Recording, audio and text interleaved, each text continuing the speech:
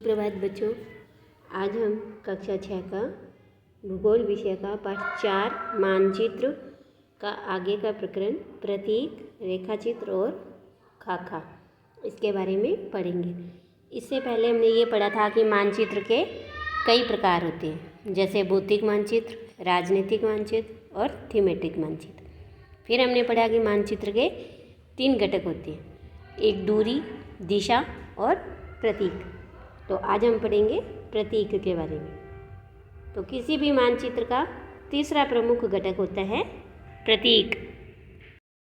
किसी भी मानचित्र पर वास्तविक आकार और प्रकार में विभिन्न आकृतियाँ जैसे भवन, सड़कें, पुल, वृक्षों, रेल की पटरियों या कुएं को दिखाना संभव नहीं होता। इसीलिए वे निश्चित अक्षरों, छायाओं, रंगों, चित्रों और रेखाओं का उपयोग करके दर्शाए जाते हैं। मानो अगर हमें किसी मानचित्र पर कोई कुआं दिखाना है, तो क्या अब हम उस कागज़ पर कुएं का डिज़ाइन बना सकते हैं? तो नहीं। तो इसके लिए हम क्या करते हैं, इन संकेतों का प्रयोग करते हैं। पेड़ बनाना है या नदी बनानी है तो हम उसमें ऐसी नदी नहीं बनाते, उसमें क्या करते हैं, नीले रंग का प्रयोग करते हैं। तो इस तरह से हम कुछ संकेतों का प्रयोग करते हैं। इससे क्या होता है कि ये जो प्रतीक हैं वो कम स्थान में अधिक जानकारी प्रदान करते हैं।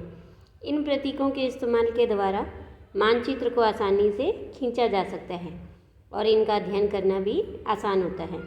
अगर आप एक क्षेत्र की भाषा को नहीं जानते हैं तथा आप किसी से दिशाओं के बारे में नहीं पूछ सकते हैं, तब आप क्या करते हैं कि हम इन चिन्हों की सहायता से मानचित्र से जानकारी आसानी से प्राप्त कर सकते हैं। तो मानचित्रों की एक भाषा होती है जिसे सभी आसानी से समझ सकते हैं, और इन प्रतीकों के उपयोग के संबंध में एक अंतर्राष्ट्रीय सहमति भी है। और ये क्या कहलाते हैं? ये रूढ़ प्रतीक कहलाते हैं। देखो, जैसे यहाँ एक चित्र दिया हुआ है जिसमें रेलवे लाइन 3 तरह की दिखा रखी है, बड़ी लाइन, मीटर लाइन और रेलवे स्टेशन। तो ये बड़ी लाइन, ये मीटर लाइन और ये यहाँ पर रेलवे स्टेशन जहाँ RS लिखा हुआ है। सड़कें, ये कच्ची सड़क, माफ़ कीजिए, ये पक्की सड़क और ये कच्ची सड़क। सीमा अंतर्राष्ट्रीय, राज्य और जिलाओं की आपस में सीमाएं दिखाई गई है। तो ये अंतर्राष्ट्रीय सीमा यानी एक देश की दूसरे देश के साथ जो सीमाएं लगती हैं वो अंतर्राष्ट्रीय सीमाएं। ये राज्य यानी जैसे हमारे राजस्थान और पंजाब की जो सीमाएं हैं तो वो राज्य सीमाएं कहलाती हैं। और ये जिला सीमा, नदी, कुआं, तालाब, नहर और पुल। ये नदी, ये गोल जो बिंदी दिखाई है ये कुआं के लिए संकेत है, ये तालाब, ये नहर और ये पुल के लिए। मंदिर, गिरजाघर, मस्जिद और छतरी, ये तो देख ही लो आप, दिखाई दे रहा है हमें।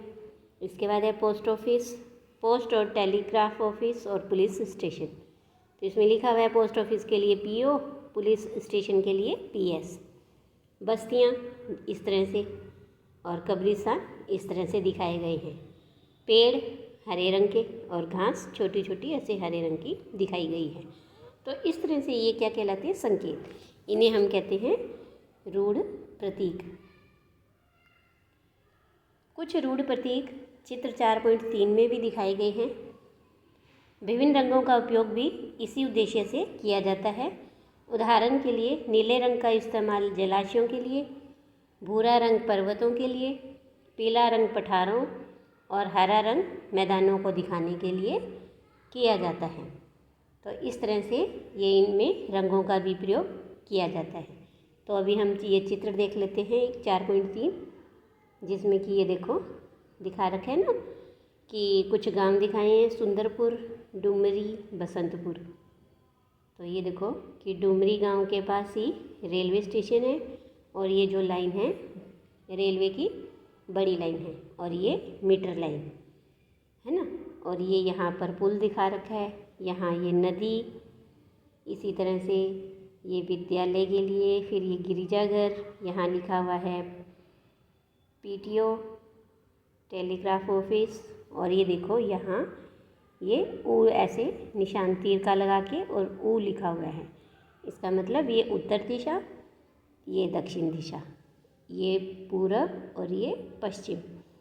तो ये देखो कि दक्षिण और पूर्व में जो है वो नदी बह रही है। तो इस तरह से ये हरे रंग के पेड़, इससे क्या होता है, इन संकेतों से, इन चिन्हों से मानचित्र को समझना, पढ़ना आसान हो जाता है।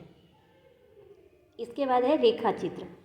अभी हमने पढ़ा मानचित्र, अब है रेखा चित्र। रेखा चित्र एक आरेखन होता है जो पैमाने पर आधारित न होकर याददाश्त और स्थानीय प्रेक्षण पर आधारित होता है। यानी इसका कोई निश्चित पैमाना नहीं होता। कभी कभी किसी क्षेत्र के एक कच्चे आरेखन की आवश्यकता वहाँ के एक स्थान को दूसरे स्थान के सापेक्ष दिखाने के लिए भी होती है। मान लीजिए आप अपने मित्र के घर जाना चाहते हैं, लेकिन आपको रास्ते की जानकारी नहीं है, तो आपका मित्र अपने घर के रास्ते को बताने के लिए एक कच्चा आरेखन यानी चित्र बनाकर बता सकता है। तो इस प्रकार कच्चे आरेख को बिना किसी पैमाने के सहायता से खींचा जाता है और इसे ही रेखा चित्र, मानचित्र कहते हैं। क्योंकि मानचित्र में तो क्या होता है कि हमें पैमाने की आवश्यकता होती है कि 1 सेंटीमीटर को हमने 100 मीटर या 1000 किलोमीटर कैसे भी माना है ना, लेकिन रेखा चित्र में पैमाने की आवश्यकता नहीं होती, वो एक कच्चा चित्र होता है। इसके बाद है खाका। एक छोटे क्षेत्र का बड़े पैमाने पर खींचा गया रेखा चित्र खाका कहलाता है।